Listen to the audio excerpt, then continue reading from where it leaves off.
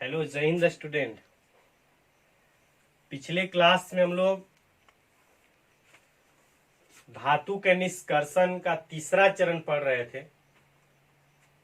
धातु के ऑक्साइड से धातु की प्राप्ति, जिसको अवकरण बोल रहे थे।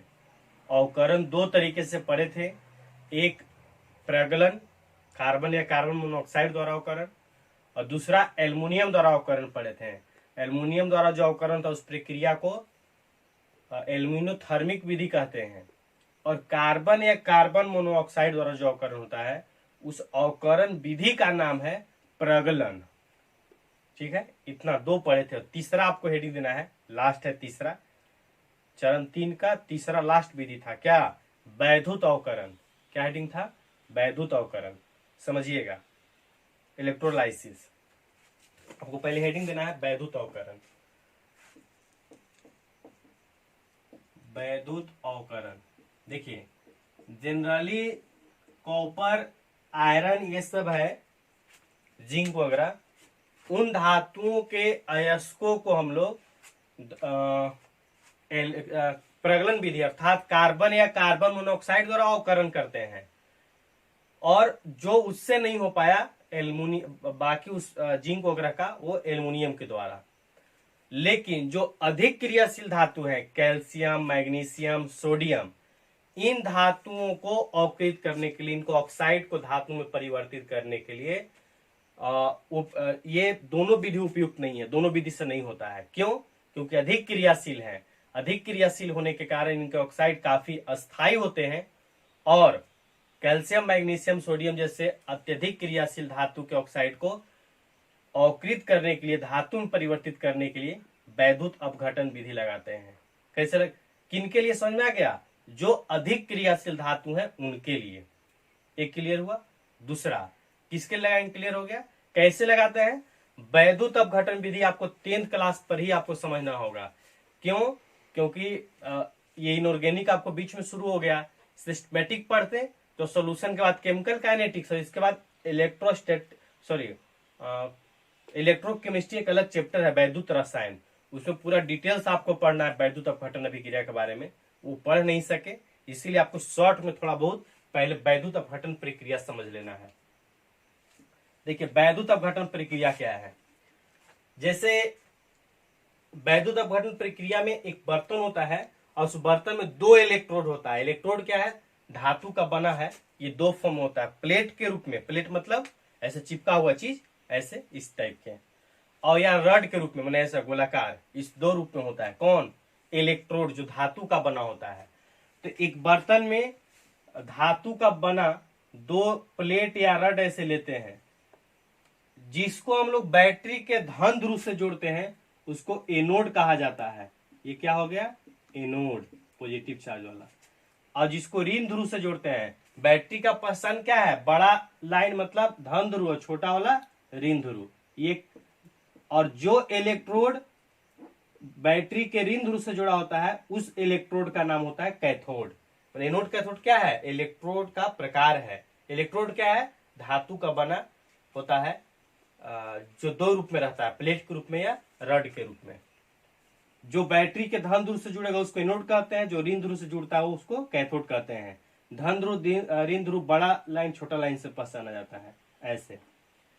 अब इस बर्तन में, यहां स्विच मान लीजिए दिया हुआ है, अब इस बर्तन में कोई वैद्युत अपघट्य पदार्थ, वैसा पदार्थ जो आयनिक हो, आयनिक पदार्थ। वैद्युत अपघट्य में कौन कौन होता है? आयनिक, धातु धातु वाला, सभी अम्ल और सभी लवण, सभी क्षार, सभी अम्ल, सभी क्षार और लवण मतलब आयनिक पदार्थ, आयनिक यौगिक, ये इसमें डाल देंगे।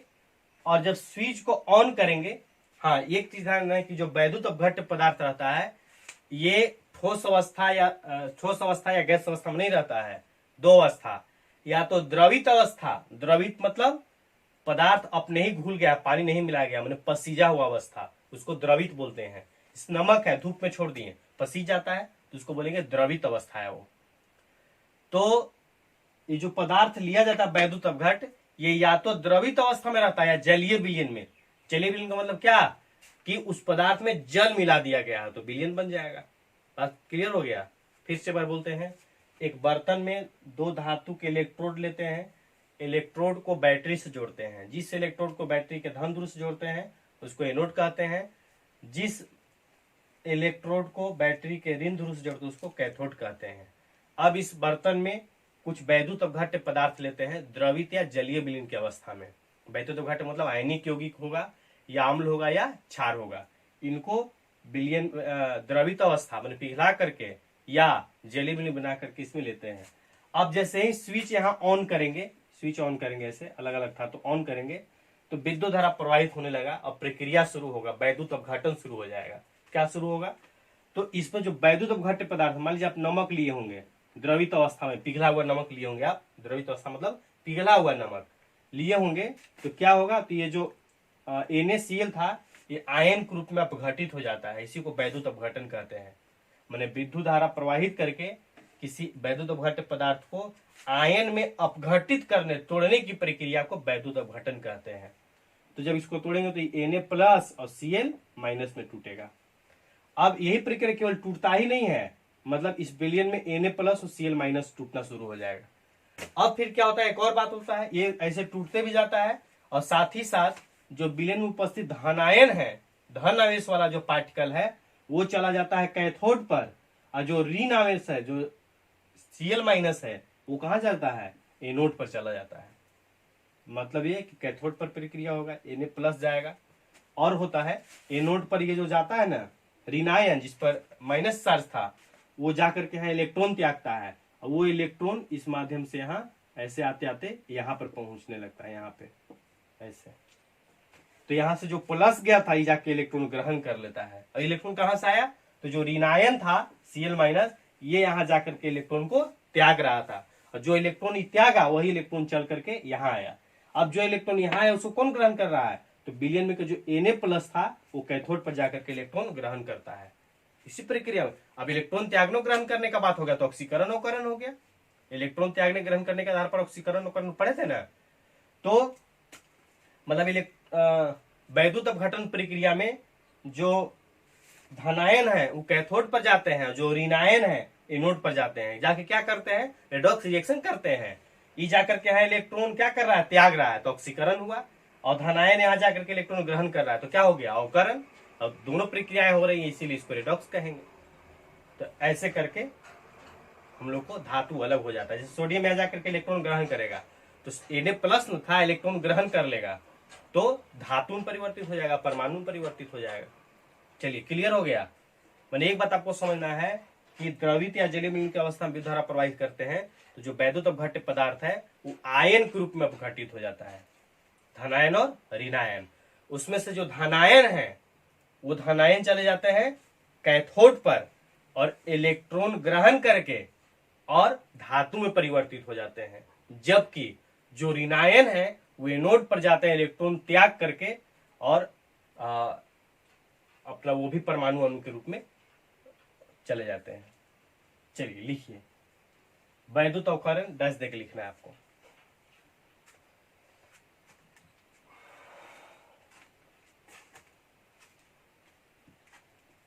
लिखिए, सोडियम, मैग्नीशियम, कैल्शियम जैसी अधिक क्रियाशील धातुओं के ऑक्साइड प्रगलन या एल्युमिनियम द्वारा अवकृत नहीं होते हैं, क्योंकि इन धातुओं की क्रियाशीलता अधिक होने के कारण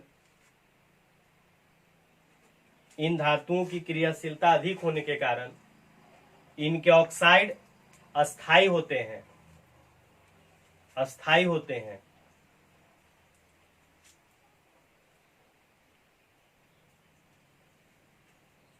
एक लाइन और लिखेंगे, इस विधि द्वारा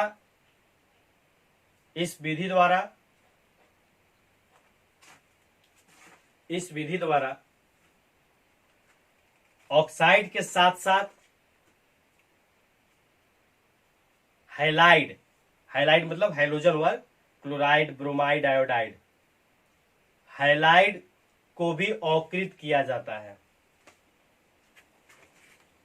चलिए ये विधि कैसे लगाते हैं, इतना सारा बात लिखवा नहीं रहे, आपको समझा दिए हम, एग्जाम्पल केवल देते हैं। देखिएगा एग्जाम्पल, देखिए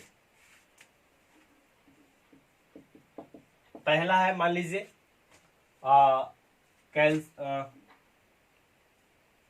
सोडियम ऑक्साइड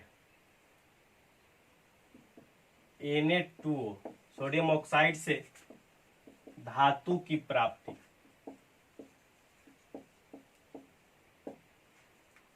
आपको बर्तन बना कर भी कर सकते हैं, डायरेक्ट ऐसे भी कीजिएगा। Na2O है, ये द्रवित लिखा हुआ है, द्रवित, द्रवित का मतलब है कि पिघला हुआ है ये। इसका वैद्युत अपघटन करेंगे, वैद्युत अपघटन। तो क्या भी आप समझें कि वैद्युत अपघटन करने से क्या होता है, जो पदार्थ है वो आयन के रूप में अपघटित हो जाता है। वो आयन के रूप में कैसे तोड़ना है, मूलक के आधार पर, बार बार बोलते हैं आपको मूलक याद रखना है। इसका नाम पढ़ेंगे तो क्या है, सोडियम ऑक्साइड। तो सोडियम रेडिकल क्या होता है, मूलक, सोडियम मूलक Na+ और ऑक्साइड O2-। बैलेंस करेंगे तो 2 ठो यहां था, बैलेंस हो गया ऐसे। अब इसके बाद क्या होता है, तो कहा गया ये तो वैद्युत अपघटन हुआ, और इसके वैद्युत अपघटन में जो आयन बनता है वो एनोड और कैथोड पर जाता है। तो कैथोड पर कौन जाता है, क्या पढ़े अभी, पहले एनोड पर लिखिएगा। एनोड पर क्या होता है, एनोड पर अभी हम लोग पढ़े कि एनोड पर कौन जाता है, ऋणायन जाता है, निगेटिव चार्ज वाला। कौन है, O2-। तो O2- जाएगा, 2 इलेक्ट्रॉन त्यागेगा, और जितना इलेक्ट्रॉन एक्स्ट्रा, O2- का मतलब क्या है कि ऑक्सीजन के पास 2 इलेक्ट्रॉन एक्स्ट्रा है, तो ये इलेक्ट्रॉन जाकर के लूज कर देगा, त्याग देगा, कहां जाकर के, एनोड पर। तो ऐसे समझिए कि ऑक्सीजन 2 इलेक्ट्रॉन एक्स्ट्रा था, वो इलेक्ट्रॉन को त्यागा, कहां पर जाके, एनोड पर। अब तो क्या चीज में परिवर्तित हो जाएगा, O में, ऐसे परमाणु के रूप में। लेकिन चूंकि ऑक्सीजन है वो परमाणु के रूप में नहीं अस्थायी होता, अणु के रूप में होता है, मैंने O2 के रूप में।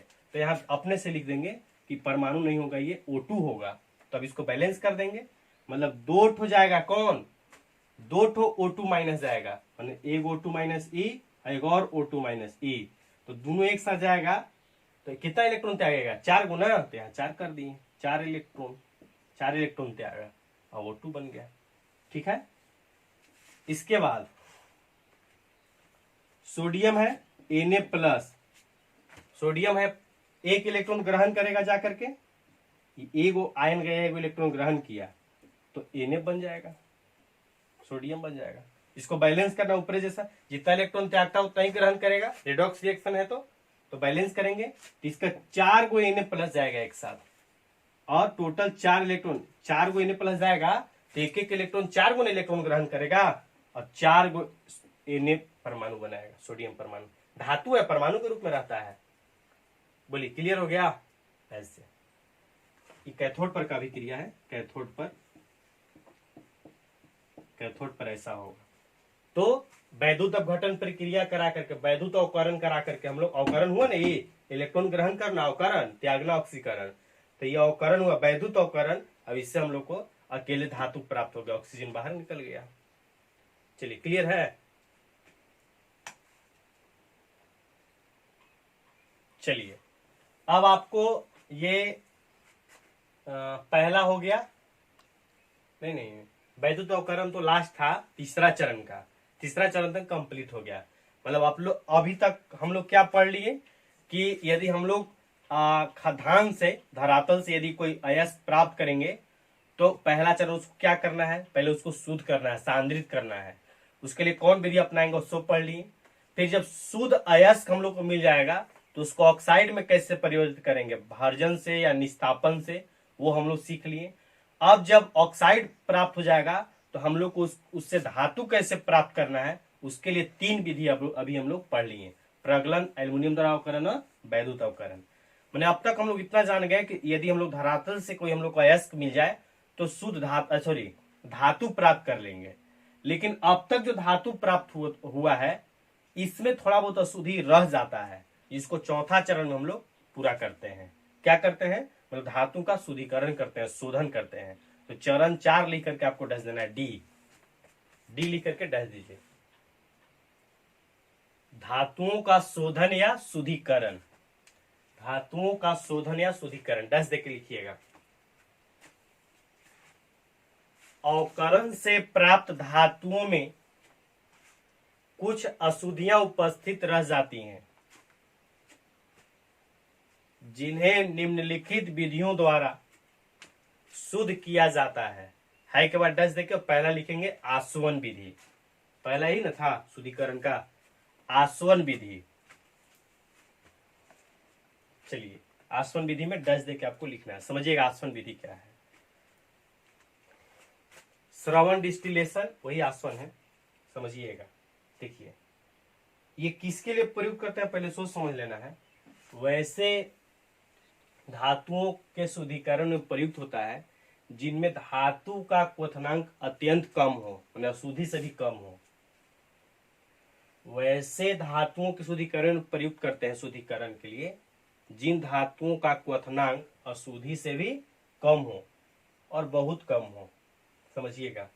कैसे करते हैं तो अब जो है ना विधि बहुत इंपॉर्टेंट नहीं है शुद्धिकरण में, ऐसा नहीं पूछेगा कि बताइए आसवन विधि क्या है, व्याख्या करें, ऐसा प्रश्न नहीं पूछता है। इसीलिए ज्यादा लिखवाने छपवाने से मतलब नहीं है, आपको समझाते जाएंगे और कुछ कुछ इंपॉर्टेंट बात बतला जाएंगे। दो तीन शुद्धिकरण में दो बात इंपॉर्टेंट होता है, किसके लिए और एग्जाम्पल उसका कि कौन कौन, मतलब कंडीशन क्या है और कौन कौन उसमें शामिल है, किस धातु का शुद्धिकरण किया जाता है। विधि अब नहीं पढ़ेंगे, देखिए समझ लीजिए क्या होता है। आप 9th क्लास में एक फिगर ऐसा बनाए होंगे, इसको बोलते हैं ऐसा कुछ है, ठीक है, और यहां से कनेक्शन इधर ऐसे है, ऐसे लेकर के यहाँ विलयन को और गर्म करना ऐसे शुरू किए हैं, गर्म कर रहे हैं तो ये धीरे धीरे वाष्पित होकर के ऊपर जाएगा, ये पूरा पैक रहता है। शुरुआत में क्या करते हैं, ऊष्मा दे करके और धातु को गर्म करते हैं, चूंकि क्वथनांक कम है इसलिए जल्दी वाष्प बनना शुरू हो जाएगा। तो वाष्प जब बनना शुरू हो जाता है तो धीरे धीरे उसका जो ऊष्मा वो घटा देते हैं। तो क्या होता है, तो जो ऊष्मा घटाए वो तो ये धीरे धीरे संघनित होगा ना, तो इस संघनित होकर के मतलब वाष्प जो द्रव के रूप में परिवर्तित होकर के, और इस रास्ते से नहीं, यहाँ से वाष्प रूप में ही रहता है, अगर द्रव बनेगा तो सीधे गिर जाएगा, वाष्प रूप में ये धीरे धीरे से इधर आकर के जमा, इसको यहाँ ग्राहक लगा होता है, संग्राहक होल्डर, और यहाँ करके नीचे से गिर जाता है। ऐसे करते हैं आसवन विधि द्वारा, लिखिएगा। इस विधि द्वारा वैसे धातुओं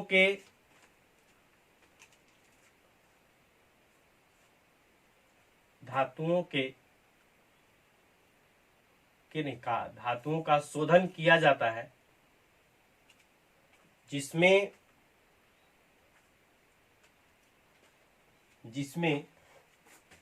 धातु का क्वथनांक अशुद्धि से कम हो,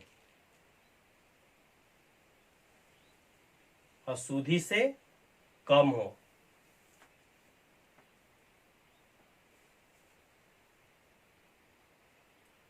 हो गया, नीचे पैराग्राफ करके लिखेंगे। इस विधि द्वारा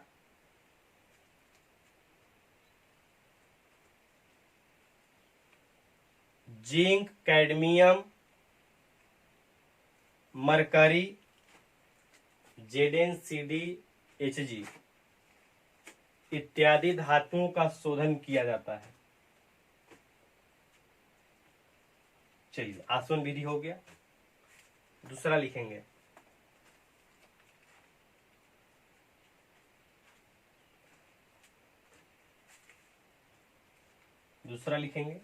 दूसरा क्या था, मंडल परिष्करण विधि। मंडल परिष्करण विधि लिखिए।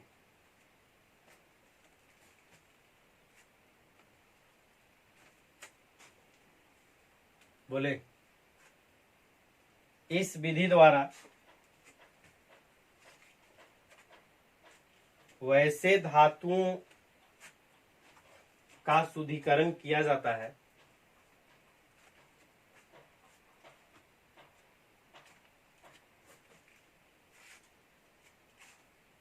जिसमें धातुओं की विलेयता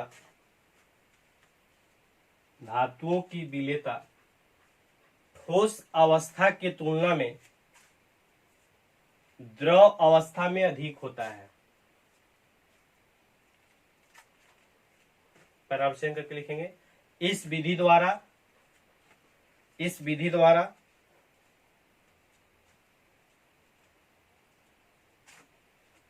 जर्मेनियम, सिलिकॉन, बोरोन इत्यादि का शुद्धिकरण किया जाता है।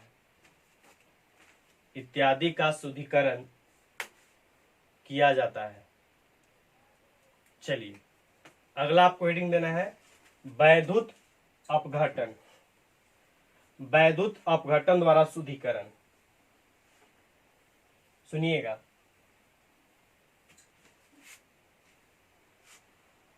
देखिए किसके लिए वैद्युत अपघटन करते हैं? वैद्युत अपघटन द्वारा शुद्धिकरण अधिक क्रियाशील धातुओं का करते हैं। नहीं, अधिक क्रियाशील धातु है उसको शुद्ध करने के लिए, उसके शोधन के लिए हम लोग वैद्युत अपघटन विधि का प्रयोग करते हैं। वैद्युत अपघटन विधि में क्या करते हैं अभी हम लोग सीखे। जो धातु है उसका प्रक्रिया आपको बतला देते हैं हम, थोड़ा बहुत चेंजिंग होगा। क्या करते हैं सुनिएगा। पहले आपको 2 लाइन लिखिए तो वैद्युत अपघटन विधि कितना, तीसरा नंबर ना है, तीसरा लिख करके डैश देंगे। वैद्युत अपघटन विधि किसके लिए बोल दिए ना, चलिए लिखिए। यह विधि वैसे धातुओं के शोधन में प्रयुक्त होती है जिन धातुओं की क्रियाशीलता अधिक होती है। जिन धातुओं की क्रियाशीलता अधिक होती है। चलिए हो गया।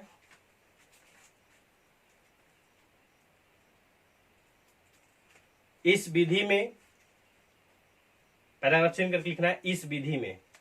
अब इस विधि में के बाद आपको पहले फिगर बना लेना है।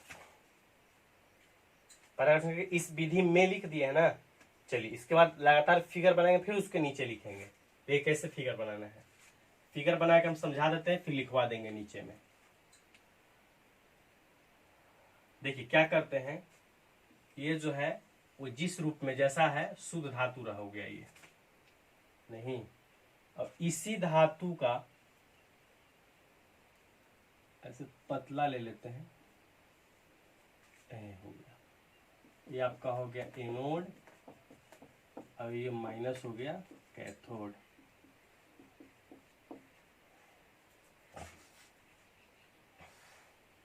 स्विच दे देते हैं।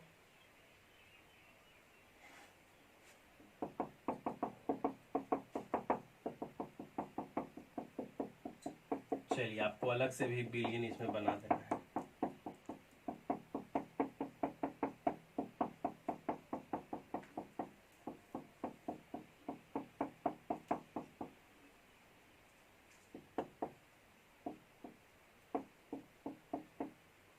ऐसा हो गया। मान लीजिए यदि ये जिंक है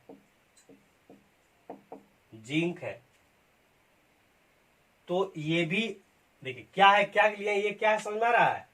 इसमें क्या होता है कि जिस धातु को शुद्ध करना है तो उसका जितना बड़ा रूप किसी रूप में है उसका एनोड बना लेते हैं। मतलब इतना बड़ा चट्टान है ऐसे, इतना बड़ा किसी भी धातु का, तो उसका किसी भी तरीके से एक तार से कनेक्शन करके और उसका एनोड बना लेते हैं। माने जो जिस धातु को शुद्ध करना है, मतलब जो अशुद्ध धातु है, क्या लिख देंगे अशुद्ध जिंक। क्या लिख देंगे अशुद्ध जिंक है ये। और उसी धातु का, जिस धातु को शुद्ध करना है उसी धातु के शुद्ध रूप का, बिल्कुल शुद्ध का, प्योर का एकदम पतला रड ले लेते हैं, उसको कैथोड बना देते हैं। ये जो है ये शुद्ध जिंक है। क्या है? शुद्ध जिंक है। इसके बाद जिस धातु को शुद्ध कर रहे थे उसी धातु का कोई विलयन लेते हैं, ZnO, जिंक क्लोराइड, कोई भी मान लीजिए यहाँ जिंक क्लोराइड था, ZnCl2, द्रवित तो मतलब समझा गया ना, पिघला हुआ अवस्था द्रवित था, ऐसा हो गया ZnCl2 का। क्या करते हैं, फिर से एक बार बोलते हैं, इस विधि में जिस धातु को शुद्ध करना है उसका एनोड तथा उसी धातु के शुद्ध रूप का कैथोड बना लेते हैं और उस बर्तन में उसी धातु के लवण का विलयन ले लेते हैं। लवण का Zn था, ZnO, ZnCl2, ZnNO3 whole twice second, कोई भी लवण जिंक का ही होना चाहिए, लेकर के इसमें विद्युत धारा प्रवाहित करते हैं। क्या होता है, जैसे ही स्विच ऑन करेंगे विद्युत धारा प्रवाहित होगा, तो ये जो जिंक है, ये जिंक, शुद्ध जिंक जो है, ये आपको यहां विलयन में आना शुरू हो जाएगा। क्या होगा, विलयन में आएगा। मतलब ये कि ये जिंक जो है, एनोड पर क्या होता था, इलेक्ट्रॉन त्यागा जाता था, इस पर जा करके कोई त्याग नहीं रहा है। अभी पहले समझाया ना कि एनोड पर क्या होता है, ऋणायन जा करके इलेक्ट्रॉन त्यागता है। एक ये नियम डेफिनिट है, फिक्स है कि एनोड पर हमेशा इलेक्ट्रॉन त्यागा जाएगा। अब कोई जा करके त्याग रहा है या पहले है वही त्याग रहा है, वो अलग बात है। कभी कभी कोई जा करके त्यागेगा, कभी कभी जो है वही त्यागेगा, लेकिन हर हाल में एनोड पर इलेक्ट्रॉन त्यागा जाएगा। तो क्या होता है, ये जो अशुद्ध जिंक है, इसका एक एक परमाणु बारी बारी से क्या करता है कि Zn2+ बन जाता है। Zn2+ बनता है, इसका मतलब क्या हुआ, इसका मतलब ये है कि आने से पहले 2 इलेक्ट्रॉन त्याग देता है, तो 2 इलेक्ट्रॉन त्याग देगा। जिंक की धातु है, मैंने परमाणु के रूप में है Zn ऐसे। अब जब ये 2 इलेक्ट्रॉन त्याग देगा, यही छोड़ देगा इलेक्ट्रॉन, तो किस रूप में बन जाएगा, Zn2+ के रूप में, आयन के रूप में, और ये फिर आयन के रूप में यहाँ विलयन में आ जाता है। क्लियर हो गया। अब जब विलयन में आ गया, ऐसे ही प्रोसेस चलते रहता है, तो ये जो है धीरे धीरे क्या हो जाएगा, धीरे धीरे इसका द्रव्यमान घटेगा। अब साथ साथ अशुद्धि भी आता है। आप एक चीज समझिएगा कि अशुद्धि बहुत देर से पीछा कर रहा है। अभी का जो अशुद्धि है, जो धातु में उपस्थित अशुद्धि है, ये अशुद्धि बहुत देर से पीछा कर रहा है। ये सांद्रण में अलग नहीं हुआ, ऑक्साइड परिवर्तित करते समय नहीं हुआ, धातु प्राप्त किए तभी अलग नहीं हुआ, अभी तक उपस्थित है, तो इतना आसानी से पीछ नहीं छोड़ेगा। तो जब ये जिंक परमाणु इलेक्ट्रॉन त्याग करके आता है, तो यहां भी पीछा नहीं छोड़ता, ये भी पीछा जाता है कि हम भी चलेंगे तुम्हारे साथ। तो बेचारा इतना पुराना साथी है, तो ये भी न कह पाता है, कहता है चलो, चलना है तो चलो, उतना देरी से साथे है, 4 चरण हो गया, अभी तक साथी हैं, तो अभी तक चल रहा है, तो अभी फिर आओ। तो जब जिंक परमाणु इलेक्ट्रॉन त्याग करके Zn2+ के रूप में विलयन में आता है, तो उधर से मुंह बनाए साथे साथे अशुद्धि भी आ जाता है। अब जब अशुद्धि भी आया, तो अब जिंक कहता है कैसा है कि अब हम जाकर के इलेक्ट्रॉन ग्रहण कर रहे हैं। जब विलयन में धनायन है, ये विलयन में Zn जो है 2+, ये धनायन के रूप में है, तो विलयन में धनायन में से धनायन ही कहा जाते हैं, कैथोड पर। यानी कैथोड पर जाने वाला कौन होगा, धनायन। एनोड पर कौन जाता है, ऋणायन। तो अभी बताइए कि अशुद्धि धनायन है कि ऋणायन। अशुद्धि फंस गया, अशुद्धि न तो ऋणायन रहा हो, नहीं धनायन, उस पर कोई चार्ज नहीं है, तो कोई चार्ज नहीं, तो फंस गया। और का ये कहेगा भाई साहब अभी हम तो साथ छोड़ना नहीं चाह रहे हैं, तो चलो मेरे साथ। लेकिन कैसे चलेगा बेचारा, अब तो जाने का शर्त हो गया, कंडीशन हो गया कि यहां से वही जाएगा जो धनायन हो यहां पर। तो जिंक जो है इसको बाय बाय बोल करके और जा करके, ये इलेक्ट्रॉन त्याग करके ना रहा था, ये 2 इलेक्ट्रॉन त्याग रहा था, तो इलेक्ट्रॉन इधर न जा रहा था, तो इलेक्ट्रॉन पहले से जमा था, ये यहां आया, और Zn2+ जो बना, ये जा करके यहाँ ऐसे Zn परमाणु में परिवर्तित हो गया। इलेक्ट्रॉन ग्रहण करेगा तो फिर से परमाणु परिवर्तित हो जाएगा, तो धीरे धीरे इसका द्रव्यमान जो ऐसे ऐसे बढ़ने लगता है, और ये धीरे धीरे ढहने लगता है, गिरने लगता है, पूरा का पूरा जो है ये समाप्त हो जाएगा। तो फिर से इस लाइन को ऐसे काट देंगे, स्विच बंद कर देंगे। तो स्विच बंद करेंगे तो क्या होगा, जैसे स्विच बंद करेंगे, ये मैंने पूरा समाप्त हो गया, स्विच बंद कर दिए, अब यहाँ शुद्ध जिंक जाके लेप के रूप में से चढ़ जाता है, पूरा ये बड़ा हो जाएगा। जो अशुद्धि है वो पेंदी में नीचे बैठा जाए, ये तो मुंह बना के विलयन में ही रहेगा, तो धीरे धीरे फिर जाकर के विलयन में यहाँ क्या हो जाएगा, बर्तन के पेंदी में से बैठ जाएगा। समझ में आया, चलिए लिखिएगा, इसको छोड़ देते हैं ऐसे ही समझ में आने के लिए। ढेर सारा Zn परमाणु से मिलकर के ये बना हुआ है, अशुद्धि भी इसमें है, 2 इलेक्ट्रॉन त्याग रहा है, और Zn2+ के रूप में यहां से ऐसे Zn2+ के रूप में ऐसे बन रहा है। ये जो Zn2+ है फिर जाके यहाँ इलेक्ट्रॉन ग्रहण करके परमाणु के रूप में परिवर्तित हो रहा है, और जो अशुद्धि है वो यहीं बन जाएगा। क्यों, क्योंकि अशुद्धि का जाने, यहां से कोई किसी को भी जाने का शर्त है कि विलयन से वही जाएगा जो धनायन या ऋणायन है। यदि ऋणायन होगा तो वो जाएगा एनोड पर, और यदि केटायन होगा, धनायन होगा, तो कैथोड पर जाएगा। ये बेचारा अशुद्धि न धनायन है न ऋणायन, इसलिए विलयन में ही बना रहेगा, नीचे बैठ जाएगा। ये सूद फिर पूरा जब हो जाएगा लाइन काट के इसको हटा लेते हैं, इस तरह सूद किया जाता है। चलिए लिखिए, इस विधि में आप ऊपर लिखे थे, फिर नीचे फिगर आपको बनाना है।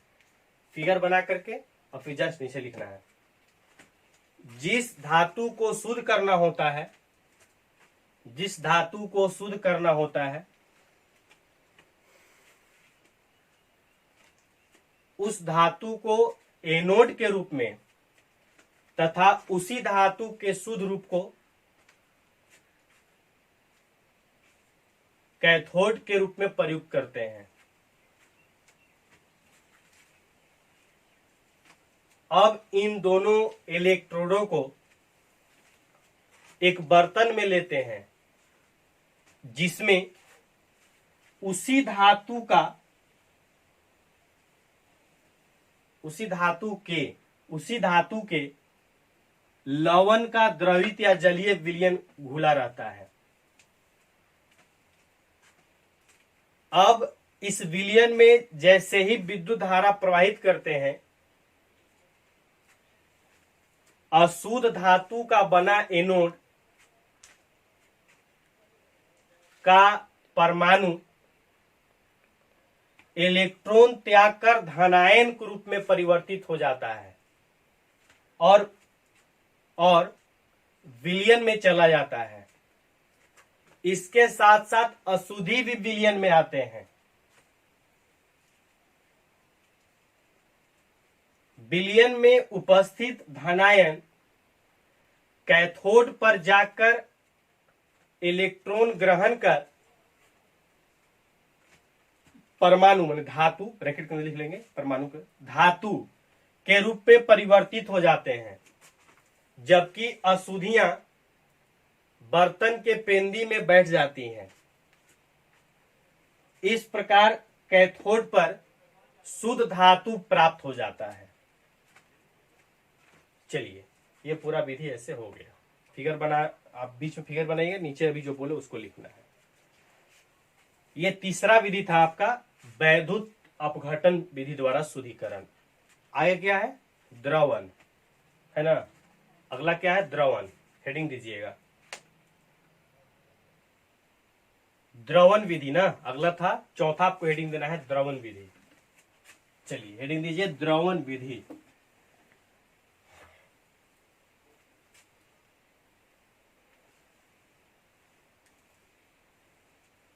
लिखिएगा, देखिए सबसे पहले समझना है आपको, द्रवण विधि किसके लिए प्रयुक्त करते हैं?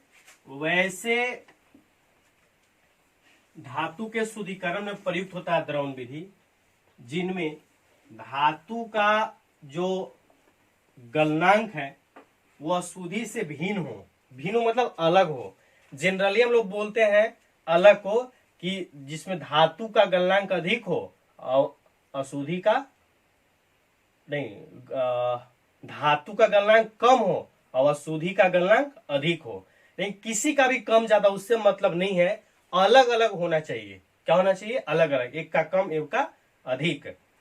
तो क्या करते हैं उसको कि एक ढलकाऊ सतह पर ले लेते हैं, ऐसे ऐसे अशुद्ध धातु का एक टुकड़ा ऐसे है। अब जिसका कम रहेगा गलनांक, ठीक है, तो कम गलनांक जितना है, कम गलनांक से कम गलनांक वाला जितना जो भी पदार्थ है, अशुद्धि कम गलनांक का है या धातु कम गलनांक का है, जो भी कम गलनांक का है, कम गलनांक के ताप तक उसको गर्म करते हैं। मान लीजिए कि एक का गलनांक था 40 डिग्री सेल्सियस और एक का था 60 डिग्री सेल्सियस, ठीक है, किसी का अशुद्धि का या धातु का। तो जिसका कम है, कम 40 है, तो इस ताप तक इसको गर्म करते हैं। तो क्या होगा? इस ताप तक जब गर्म करेंगे तो एक जो जिसका गलनांक 40 होगा वो तो पिघलना शुरू हो जाएगा। तो वो धीरे धीरे पिघलना शुरू हो जाता है और पिघल कर कैसे यहाँ बहने लगेगा ऐसे। तो यहाँ इसको जमा कर लेते हैं। यदि ये पिघलने वाला धातु होगा तो इसको अलग कर लेंगे और माने अशुद्धि यही बच जाएगा। और यदि कम गलनांक वाला अशुद्धि होगा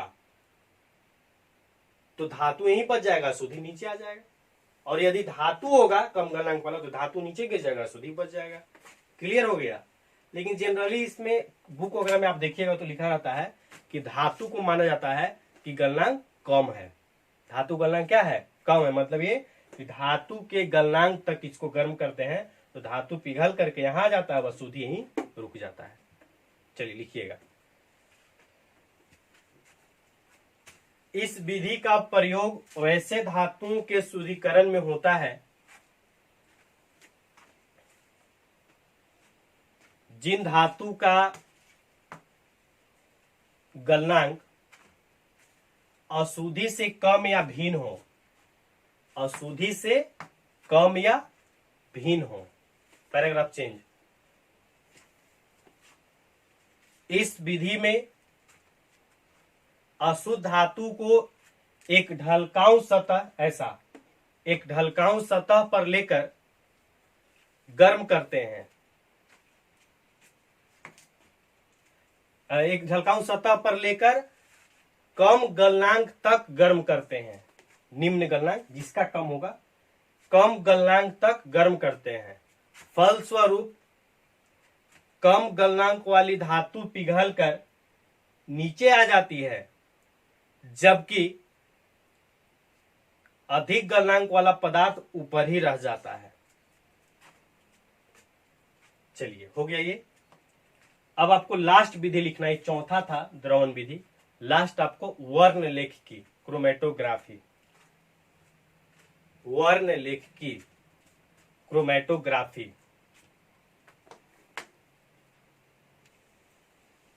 चलिए क्रोमेटोग्राफी समझिएगा। देखिए क्रोमेटोग्राफी तो ऐसे हम लोग मेनली समझते हैं। एक इस बार हुआ क्या है कि आपको सिस्टमेटिक तो हुआ नहीं, पहले फिजिकल हो जाता था तब इनऑर्गेनिक शुरू करते थे। इनऑर्गेनिक तो शुरू हो गया एक चैप्टर के बाद ही, इसलिए थोड़ा बहुत समस्या होगा कहीं कहीं। जैसे वैद्युत अपघटन अभी आया था तो वहां दिक्कत हुआ। इलेक्ट्रोकेमिस्ट्री का चैप्टर था। फिर एक पृष्ठीय रसायन था, अधिशोषक अधिशोषण वाला, तो उसी का पूरा थ्योरी होता है क्रोमेटोग्राफी में। क्रोमेटोग्राफी विधि तब प्रयुक्त होता है जब अधिशोषक, अधिशोषक का मतलब है कि कोई पदार्थ आकर के यहाँ जमा हो रहा है, ऐसे इसके सतह पर कोई बाहरी पदार्थ आकर के जमा होगा, इस प्रक्रिया को अधिशोषण कहते हैं। और जिस सतह पर जमा होता है उसको अधिशोषक, और जो आकर के जमा होता है उसको अधिशोष्य, ऐसा कुछ टर्म आता है। बहुत क्लियर तो यहाँ नहीं होगा आपको क्रोमेटोग्राफी, लेकिन थोड़ा बहुत लिखवा देते हैं और हमको याद रहेगा। हम जब वैद्युत वो पृष्ठीय रसायन पढ़ाएंगे तो वहां चर्चा करेंगे फिर क्रोमेटोग्राफी का। वहां है अधिशोषण का उपयोग में अधिशोषण फिर वर्ण लेख की आएगा, तो वहां फिर हम बता देंगे आपको। थोड़ा बहुत ऐसे लिख लेना है, लिखिएगा। वर्ण लेख की विधि इस सिद्धांत पर आधारित है कि किसी अधिशोषक के सतह पर अधिशोषित होने वाला पदार्थ भिन्न भिन्न मात्रा में एकत्रित होता हो। बाकी पैराग्राफ चेंज करके और 5-7 लाइन आप छोड़ दीजिएगा। जब हम पढ़ाएंगे उनको याद रहता है तो रिटर्न करके समझाने, क्योंकि लिखवाने से बहुत कोई महत्व है नहीं, और अभी उतना बताएंगे तो कोई फायदा आपको नहीं होगा। चलिए समझिएगा। आप एक चीज समझिए कि आपको पूरा धातु का निष्कर्षण समाप्त हो गया, 4 चरण। अब आपको क्या है, प्रश्न यहां से भर्जन निस्तापन ऐसे करके जो इंपोर्टेंट विधि है, कौन कौन याद रखिएगा। सांद्रण में और इधर से एक वैद्युत अपघटन, वैद्युत अपघटन दोनों में शामिल था, तीसरा चरण में भी और चौथा चरण में भी। तो एक तो वैद्युत अपघटन, दूसरा चरण का दोनों निस्तापन भर्जन, और उधर से फेन उत्प्लवन और चुंबकीय विधि। ये 5 आपको इंपोर्टेंट है जो 2 नंबर में पूछ सकता है, इस संभावना है। मेनली जो प्रश्न आता है वो क्या आता है, अभी आपको हम तरीका बतलाए हैं, आपको सब हम सिखा दिए कि कोई भी अयस्क रहेगा तो कैसे अलग करेंगे उसको। अब उसको आपको सीखना होगा, ठीक है। हेडिंग देना है। अब क्या हम लोग सीख रहे हैं, क्वेश्चन कहां से आता है बोर्ड में, 5 नंबर का क्वेश्चन कहेगा कि जिंक के या कॉपर के अयस्क से धातु प्राप्ति के संपूर्ण सिद्धांत का वर्णन करें। तो आपको लिखना होगा क्या क्या चीज, सो समझिएगा। आपको पहले हेडिंग देना है ऐसे, कुछ प्रमुख धातुओं के उनके अयस्कों से निष्कर्षण सिद्धांत। कुछ प्रमुख धातुओं के उनके अयस्कों से निष्कर्षण सिद्धांत। ये हेडिंग हो गया। पहला आपको लिखना है, ऐसे प्रश्न पूछता है,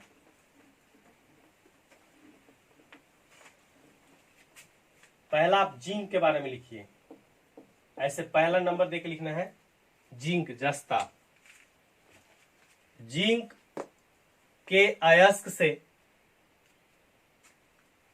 से धातु प्राप्त करने के संपूर्ण सिद्धांत का वर्णन करें। ऐसा आपको प्रश्न आएगा। 4 धातु के बारे में पढ़ना है, जिंक का, आयरन का, एल्युमिनियम का और कॉपर का। ये 4 इंपोर्टेंट है। हम ऐसे पहली बार आपको ही पढ़ा रहे हैं, हम डायरेक्ट इसका असाइनमेंट बना के दे देते थे, लेकिन आपको इस बार हम लिखवाएंगे, 1-2 ही लिखवाएंगे, बाकी आपको अपने समझना होगा या लास्ट में फिर देंगे, लेकिन आपको करना होगा। चलिए ऐसा हेडिंग दे दिए। देखिए क्या क्या लिखना होता है, आपको पूछेगा प्रश्न, वहां क्या क्या लिखेंगे आप, ठीक है, समझिएगा।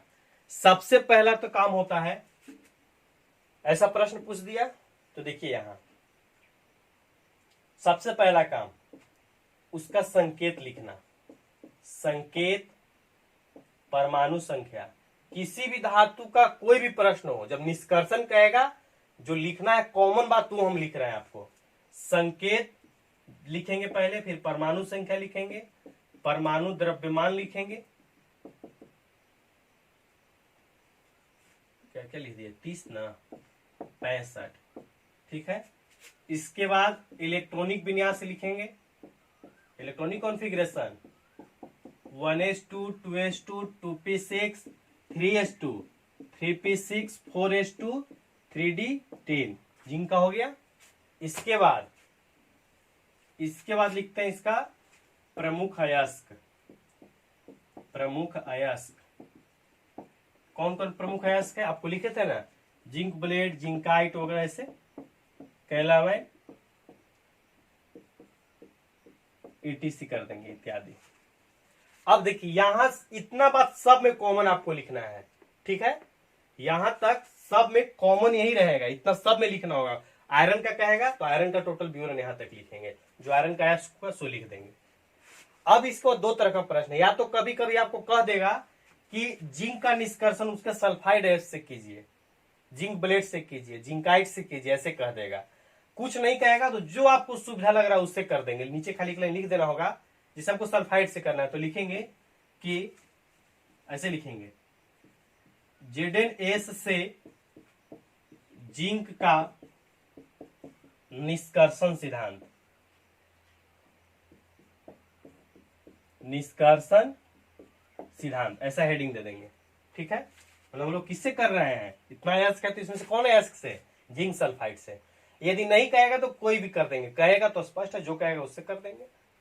अब फिर यहां से आपको चरण 1 में क्या था, पहले सांद्रित करना, तो यहां लिखना है कि जिंक सल्फाइड का सांद्रण इस विधि से करेंगे। कौन विधि से करेंगे, सल्फाइड है, फेन उत्प्लवन विधि, लिखेंगे जिंक सल्फाइड का सांद्रण फेन उत्प्लवन विधि से करते हैं। उसमें कोई रिएक्शन नहीं, इतना ही लिख के छोड़ देंगे, पूरा फिगर वगर बनाने की जरूरत नहीं है कि इसका ऐसे ये कुछ नहीं, बस इतना लिख देना है कि जिंक सल्फाइड का सांद्रण फेन उत्प्लवन विधि द्वारा करेंगे। फिर चरण 2 में क्या होता था, चरण 2 में होता था कि उसको ऑक्साइड में परिवर्तित करते थे। तो किस प्रकार का यह अयस्क है, सल्फाइड, तो सल्फाइड का ऑक्साइड में परिवर्तन किस विधि द्वारा, भर्जन के निस्तापन, भर्जन द्वारा। तो लिखेंगे कि सल्फाइड ZnS को ऑक्साइड में परिवर्तित करने के लिए भर्जन विधि का प्रयोग करते हैं। और फिर नीचे रिएक्शन दिखा देंगे ऐसे, ZnS प्लस O2, ZnO और प्लस SO2, ऐसा। और फिर चरण 3 लिखेंगे ऐसे करके, ठीक है। आपको हम लिखवाएंगे यहाँ के बाद से, अगले वीडियो में आपको चरण 1 2 3 4 कैसे लिखना है सो। लेकिन आप समझ लीजिएगा कि 5 नंबर का प्रश्न पूछता है, इस बार भी पूछा था, और सब में कॉमन बात यहां तक है। और फिर जिस धातु का कहेगा, जिस अयस्क के बारे में, वहां से नहीं कहेगा तो जो आपको सिंपल जो लगेगा वहां से शुरू कर दीजिए। आप ऑक्साइड ले लीजिएगा तो वो चरण नहीं करना पड़ेगा। कौन चरण, दूसरा, ऑक्साइड में खुद परिवर्तित तो है ही है, तो नहीं करना पड़ेगा, तो वो भी ले सकते हैं आप। फिर चरण 3 4, मतलब केवल लिखते जाना है, जो रिएक्शन आएगा उसको लिखते जाना है, कौन कौन रिएक्शन कहाँ कैसे आता है। चलिए ठीक है, इसको हम पूरा करते हैं अगले लेक्चर में। अगला लेक्चर में अब ये पूरा भी हो जाएगा, एक आध और बता देंगे, फिर 2 आप लिखिएगा, नहीं लिखेगा तो हम आपको लास्ट में उधर हम असाइनमेंट जब देते हैं तो उस पर प्रिंट करा के दे देते हैं। चलिए ठीक है, धन्यवाद।